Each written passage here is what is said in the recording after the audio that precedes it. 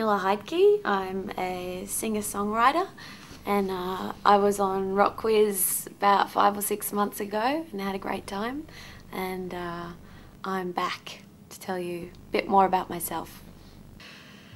The first gig I remember going to, memories are a bit hazy, but it was Peter Coombs. I think I must have been about 7 or 8, and I was a huge fan. And it's funny actually, because I was just reading the street press last week, and I noticed he's doing all these over 18 shows, these huge rock shows at the Corner and the Metro and stuff. So I'd love to get along to one of those and relive the experience.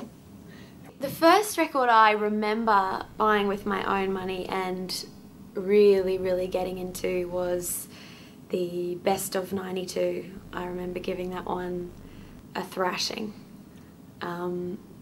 Yeah, the first thing I was given was a Cass single when I was quite young. I remember it was Tears on My Pillow by Kylie Minogue, and I thrashed that one too. But yeah, Best of '92, fond memories of that one.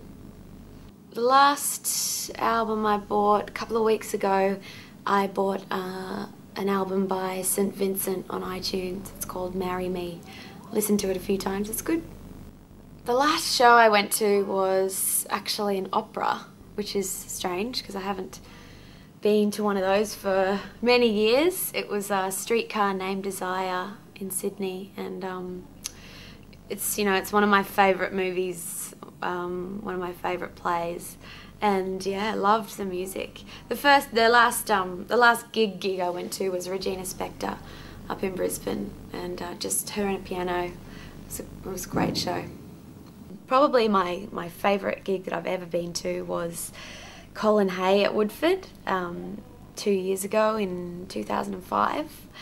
I'd never really seen him solo. I didn't know any of his solo material, just knew, a few Men at Work songs, and just stumbled into this big tent, and yeah, just had my balls blown off basically. It was just him and a guitar and his voice and his songs, and about the third song in, he sang this beautiful song called Waiting for My Real Life to Begin, which I think is something that every struggling musician can relate to, and it was just heartbreaking, and I just got this massive lump in my throat and just started crying, and cried all the way through. I didn't stop crying till about half an hour after he'd finished.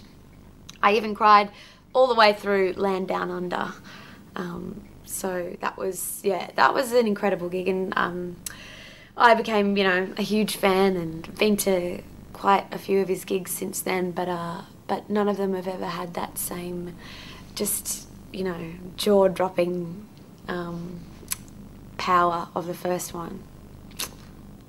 If I had to pick one favourite album of all time, I'd have to say Blue by Joni Mitchell. It was just, it came along at such a seminal period in my development as a musician, and totally revolutionised my idea of music and storytelling and lyrics and poetry and everything. And yeah, every song on that album is its own universe, and I still find it very poignant. I don't listen to it much anymore because I know it so well, but yeah, that's probably my favourite album. If I could choose anyone in the world to do a duet with, I'd have to say I'd love to do something with Freddie Mercury. I think that would be pretty special. I'm not sure what song we'd do, I suppose something we'd have to discuss, but I'd be open to anything on the Queen Greatest Hits album. Maybe Fat Bottom Girls could be a good choice.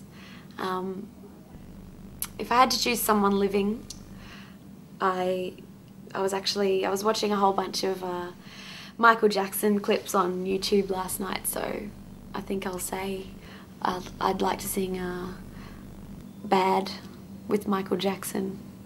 think that would be pretty amazing.